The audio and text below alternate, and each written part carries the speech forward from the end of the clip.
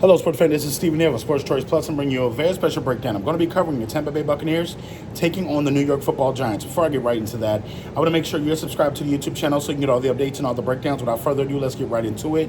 Looking at Tampa, they need to win bad. Looking at the Giants, same thing. The Giants are possibly in contention for the #1 overall pick, as you know. And, Tampa is still trying to fight, even though they've come off of a couple losses. You look at the Atlanta Falcons being at the top of the division. You look at the Saints as well. You look at everybody in that division, the Carolina Panthers as well, and nobody is running away with the division. So Tampa still has a chance. When you think about this, coming off of a bye week, you want to make sure you have everybody that you possibly can have, and you're firing on all cylinders. You want to come out with an edge. You want to come out with a fervor, and you want to make sure you have some type of purpose to win. With the NFC South up for grabs, Tampa actually has a good chance. When you think about the defense that they have, the defense does hold serve when they get points. When they do have the offense that is scoring, when it is rolling, when it is putting up points, Baker Mayfield and company is dangerous to put up at least 20 to 25 points. That gives that defense enough to make the decisions they need to make. Todd Bowles is a master of defense. He calls great games, and they usually keep the games within reach. I think that they've just been outplayed by the last couple of teams that they played. Think about it. When they played Kansas City, they ran out of gas. They didn't have a Mike Evans. They didn't have Godwin. They didn't have their stars that they normally have. They were playing with a lot of backups. They were playing with a lot of guys that normally are not in the game for those series.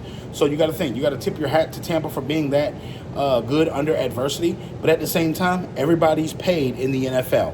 You want to see the New York Giants come out and fight. That defense still has some talent on it.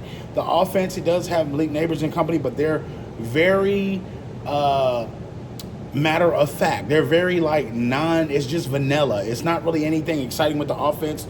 Daniel Jones stares down the receivers and he just throws the ball at the receiver. So you got to think about this. There's times where he looks like he's a pretty solid quarterback, and then there's times where he looks like the worst quarterback in the NFL. The Giants aren't going any place, and I think Coach Dabo is going to be fired at the end of the year. Dable.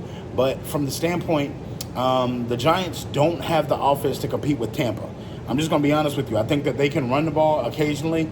They can throw the ball to Malik Neighbors, but then when you think about the other receivers on the receiving tree, they're not that effective. When you think about the defense, that keeps them in a lot of games. That actually is what the calling card is right now.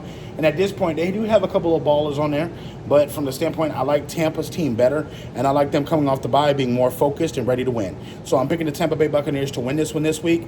I know they're both coming off bye weeks, but I think Tampa's going to have the best game out of both of these teams. All you Tampa fans, all you Giants fans, get in the comment section below. Definitely check out Sports Choice Plus, and we'll see you on the next video.